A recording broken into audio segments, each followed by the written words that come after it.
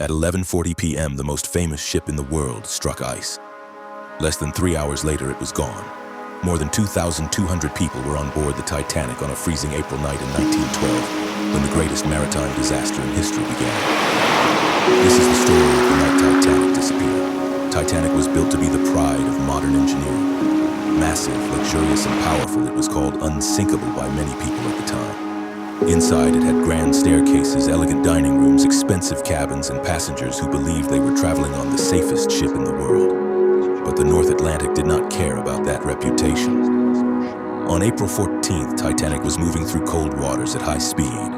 Throughout the day, warnings had come in about icebergs ahead.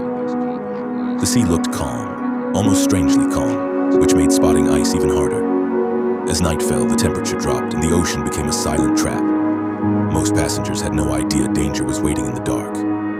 Then, just before midnight, the lookout spotted it. "Iceberg, right ahead." The crew reacted immediately. The engines were reversed, the ship turned, but Titanic was far too large and moving too fast. A few seconds later, the hull scraped along the iceberg.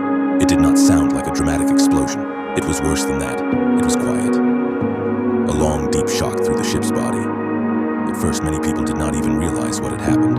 Some thought it was only a minor accident, but below the surface, the damage was severe. Water was rushing into multiple compartments. Titanic had been designed to survive flooding in 4 compartments. 5 were already filling. That meant one thing: the ship was sinking. At first, there was still confusion. Passengers continued talking, walking, and waiting. Some did not believe the danger was real.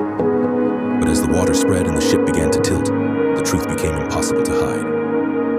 Captain Edward Smith knew the situation was hopeless. And there was another terrible problem. There were not enough lifeboats. Not nearly enough. As the crew began loading passengers into the boats, panic slowly spread across the decks. Some lifeboats were launched half-empty because people could not accept that the ship was actually dying. Families were separated. Crew members shouted orders. The cold night air felt heavier with every passing minute. Distress rockets were fired into the sky. The ship's musicians kept playing, and the water kept rising. By the early hours of the morning, Titanic was badly tilted and already lost. The bow disappeared deeper into the Atlantic. Lights flickered, people ran across the decks. Then, under enormous stress, the ship broke apart. One section disappeared first, then the rest of the ship vanished into the dark ocean. At 2:20 a.m., Titanic was gone. The silence after the sinking was almost impossible to imagine. In the freezing water, hundreds of people were trapped, and most would not survive for long. When rescue ships finally arrived, they found lifeboats, wreckage, and survivors frozen by shock. More than 1,500 people had died. The disaster shocked the entire world. Titanic had been built as a symbol of progress, luxury, and confidence. Instead, it became a warning.